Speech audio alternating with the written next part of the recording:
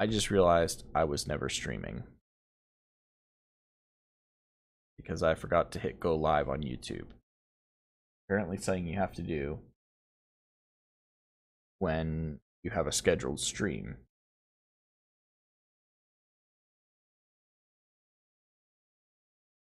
So I was just in preview mode the last 45 minutes. So this is going to be a short discussion rather than a full stream of this game. So today we are checking out Heroes of Book and Paper, or we did check out Heroes of Book and Paper. So let's discuss the game. Gotta reload it to do this. Feel terrible that I did not hit go live at 8 o'clock. I've been playing it. So Heroes of Book and Paper is an old school RPG. The idea is that you are creating stories with your characters, and you have a choice between female and male characters. Currently there is 6 different classes you can choose from. You have the warrior, wizard, rogue, bard, necromancer, and priest. Each of them has a choice of 4 different types of weapons. Now with the wizards and necromancers and priests, you also have choices of spells as well. Choose a weapon and then a spell to go with it. So like in this instance, with the wizard, I can choose to have a sword, and then I can choose to have either magic missile, light spell, invisibility, or fireball.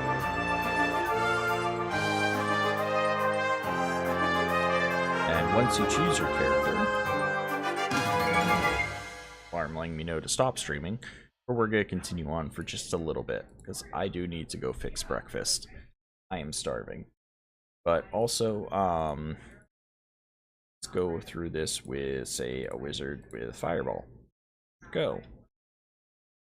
You then have your stories to choose from. Currently, there are 6 stories in the game. This is an early access title, so it is still in development. And from what I can tell, the developer has 2 other games in early access, and they are actively working on them, which is much appreciated. So let's just go with the first adventure, because the difficulty of the adventures does scale up quite a bit. And so with my character, so the idea is that you have your overlay screen here with your information, a nice little picture of where you're at within the game's world. You got your HP, your gold, your XP count. I'm not quite sure what this symbol is for yet. I'm hopeful that it means party, maybe. Not sure. Or it's like your characters, whether they're good, evil, or neutral, maybe. Your weapon in hand, a spell if you have one, the armor that you're wearing, and your bag. You can see your inventory of what you're carrying. Apparently, a spell takes up an item slot, which is, I think that's a little silly. Anyways, these are your stats. Typical to a RPG, we have strength, dexterity, constitution, intelligence, wisdom, and charisma. Alright, we're going to explore the surroundings. I've been attacked by a wolf. I'm going to not use attack strength. The strength is low and I have no weapon in hand. We're going to use fireball. Fireball hit it for 4 damage. The wolf did hit me for 1. I got it. And I now have a flute. So I now have a flute in my inventory. So if I come into a situation where I can play a instrument, it will let me know in the menu whether or not I can do that. Let's go to the road. Back to the inn, because we didn't actually speak with the locals. Now, at an inn, you can sell items. Unless you're maxed out on inventory space, I wouldn't recommend it, or you have duplicates of something. Because items can have their uses depending on the story and the randomness of the nature of encounters.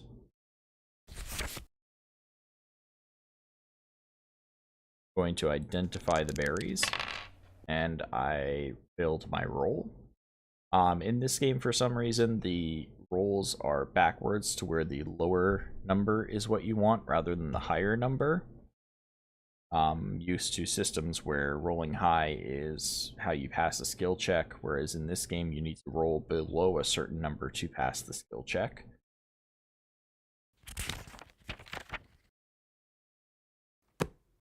So I used my intelligence to search and I found myself a torch. Now we have a torch. I'm going to pond. I do not have a net on me. Previously, I had a net and I wasn't given this option, but this time I am given the option to try and catch a fish. If I had a spear or a net, I would definitely try and catch one. I'll explain that reason why later. For now, we'll just drink some water and enter the cave. Aim to the right. If I had a rope or a levitation spell, I could descend the rock wall. We're going to search the other path. Huge pit stands in my way. I could try and jump it with Dex, but I don't have that, and I don't have the levitate spell, so we'll head back. We're going to use my torch here, continue down the hole, and we have found a kobold. I only have 6 HP as a wizard, so we are going to flee from the kobold. Now we could either cook the food, add fish, and get a nice HP bump. We can sing an adventure if we were a bard, or if we had ink and paper we could write about them. Just gonna continue. We found a zombie. This is the boss of the first storyline, so we're just going to fight it. Fireball.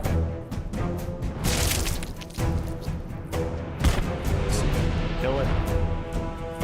Alright, we have gotten it. It has dropped a wooden shield, which I don't think is very useful for a wizard.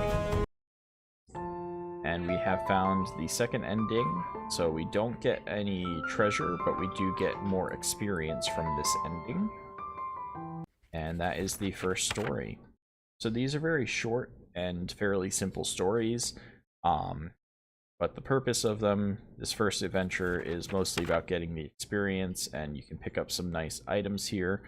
This is kind of like the end screen of each adventure, where you can distribute experience you gained from the adventure. Cooking, if you've gathered ingredients. So in this case, if I had gathered fish and I got meat, fungus, or mushrooms, then I could increase my base stats using those food items. Or if I had collected essence from defeating creatures and I got my hands on some primordial essence, then I can increase those stats. Yeah, that's basically what you can do in these stories. Very simplistic, old school RPG, which is can be a lot of fun if you'd like to do like adventures where you read a lot. Which is really something that's been lost in modern RPGs, where it's more action-adventure style. I'm a huge fan of the Elder Scrolls series, but particularly the older ones, Daggerfall and Morrowind, where it was more about the world and character rather than the adventure. Have to do a lot of reading, and you get a lot of world lore through that reading. More so than in the newer games. And so yeah, this is a fantastic little RPG game. So thanks for joining me on a very brief summary of Heroes of Book and Paper. I will likely play this again at some point. If not just for my own sake, but also to stream a little bit more, since I did on streaming this before I had intended, because I had played this for 45 minutes off stream before realizing I hadn't hit the go live button. So yeah, you'll probably see this again on my own channel, and I do hope you guys have a wonderful day. Thank you for joining me, fellow indie fanatics. Peace.